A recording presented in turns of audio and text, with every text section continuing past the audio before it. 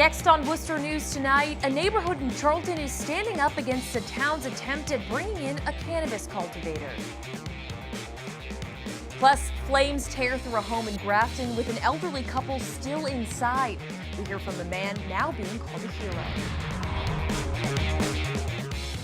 Good evening and thank you for joining us. I'm Anna Botari. Town leaders in Charlton are reconsidering their plan to build a massive marijuana growing facility.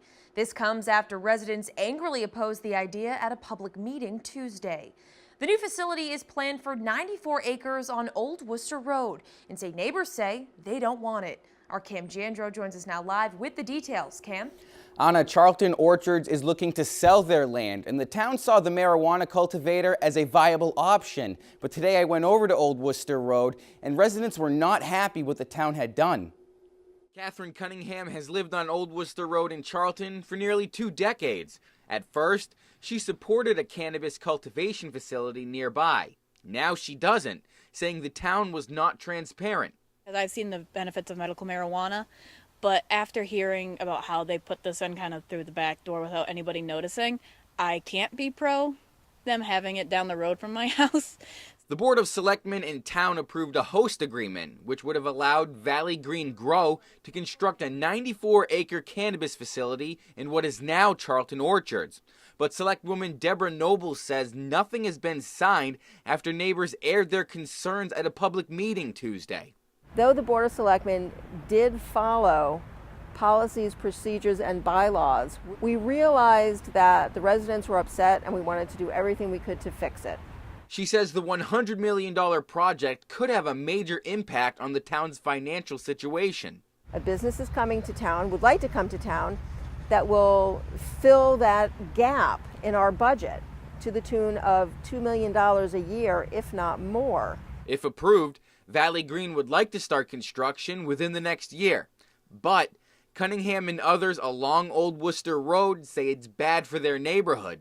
They want to turn this road into like the main road, delivering and drop-offs and employees, and this road can't handle it. I don't want to see it, here. They said there's going to be a lot of traffic and it's supposed to, reek of marijuana, and it's only a quarter of a mile down the road, Now on June 19th, Charlton will address this issue yet again at another town meeting. Selectmen who helped approve this can also rescind their votes if they believe that's the right thing to do.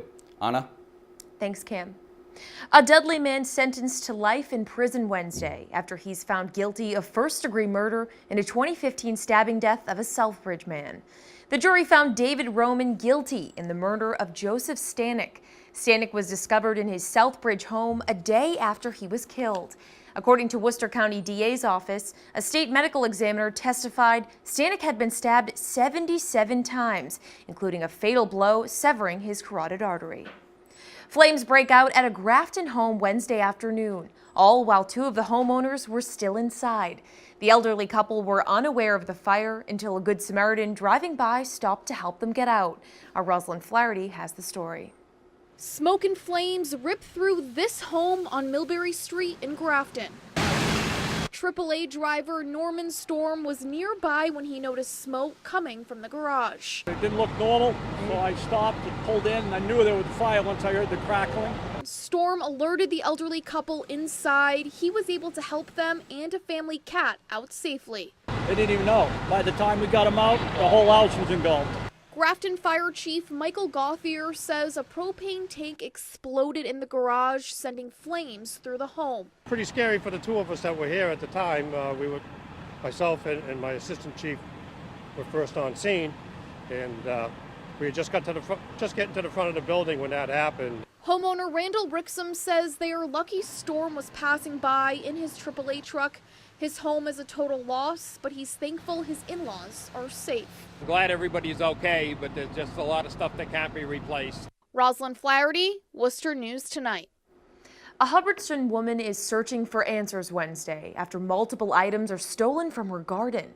And while police are investigating, they say there isn't much evidence left behind. Our Chandler Walsh has more. Lorraine Pavlovsky walks along what's left of the garden she loves. Earlier this month, someone stole multiple items from the plot in the Hubbardston 55 and over community. I was just crushed. I couldn't sleep for 2 or 3 nights. The missing pieces include a 300-pound bench, bird bath, rose bushes, and multiple statues, including a 5-foot angel. Whoever did this, I think, was watching or knew what I had recently planted and how much value. Pavlovsky spent hundreds of hours working on the garden, and everything was purchased by the community's residents. Police say more than one thief stole the pieces in the middle of the night.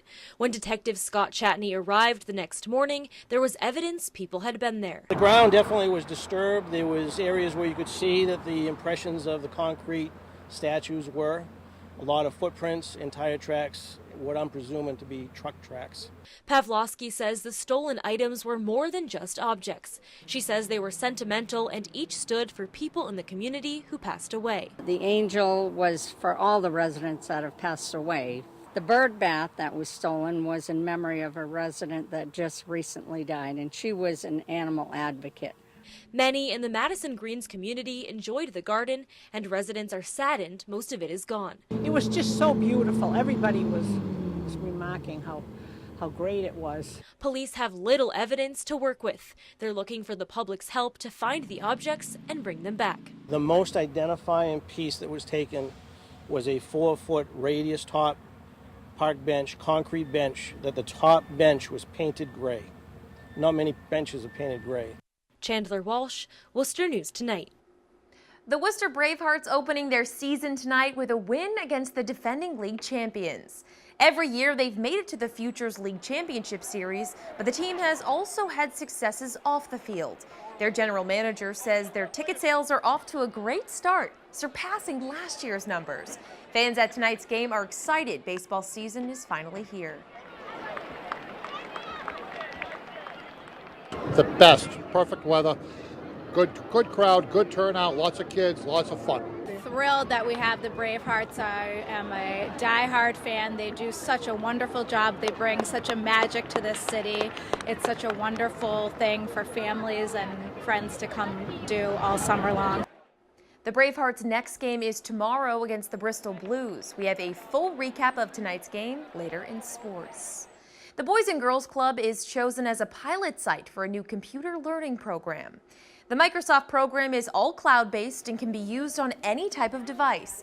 Executive Director of the Boys and Girls Club of Worcester, Elizabeth Hamilton, says their focus is to help students who are learning English as a second language or may be behind in reading or math skills have the tools they need to get to the next level. Just like that, they can start creating. With Microsoft, we've been able to develop individualized learning plans for each of the kids and have utilized some really wonderful programs such as Sway, personalized learning tools, and Minecraft, and some other STEM programming. Hamilton says in the past few weeks they've seen a big transformation and will continue utilizing the learning tools they've received from Microsoft. If you're looking to fly out of Worcester next month, JetBlue is offering some lower costs. The 48-hour flash sale includes 3 destinations out of Worcester, starting at $34 one way. The deal is the trip must be booked by May 31st, and the travel must occur between June 6th and the 20th. A study released today by WalletHub.com puts Worcester in the bottom 15 of worst states for staycation. The study took into account places with the most swimming pools, golf courses, and spas per capita. The leading city is Orlando, Florida, while the worst spot to staycation is Oxnard, California, with Worcester placing 168th out of 182 cities. The results come as a shock to Discover Central Massachusetts organization. Executive Director Stephanie Ramey says the city is full of fun and opportunity. We've got access to spectacular world-class museums, access to Lake Quinsigamond. We've got spectacular splash pads in the city. We've got wonderful green space, areas to go hiking like Broadmeadow Brook, and you can make a whole day trip out of the Canal District alone, going to Tabletop Pies and Seed to Stems. The cost of what we're able to do here, we really can stretch a budget and have a really top high quality experience. She says people staying in Worcester and even vacationing here has a big impact on the economy.